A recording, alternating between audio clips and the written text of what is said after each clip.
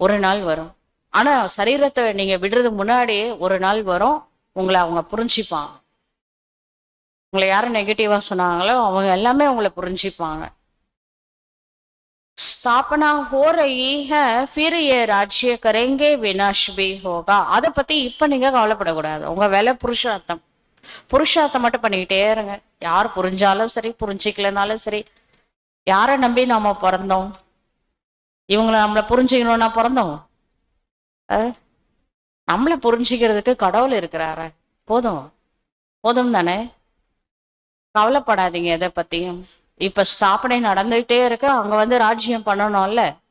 அதனால இப்ப என்ன பண்ணணும்? விக்ரமத்தை விநாசம் பண்ணணும், புருஷார்த்தம் பண்ணணும். கவலைப்படுறது கூட டைம் இல்லை. புருஷார்த்தம் பண்ணுங்க. நாளைக்கு எக்ஸாம்னா இன்னைக்கு எப்படி படிப்பாங்க? வீட்டுல 1000 ரிலேஷன் வந்தாலும் அவங்களோட கான்சென்ட்ரேஷன் ஃபுல்லா படிப்புல தான் இருக்கும். நாளைக்கு எக்ஸாம்ல அது மாதிரி கவலைப்படுறது கூட உங்களுக்கு டைம் இல்லைன்றார்.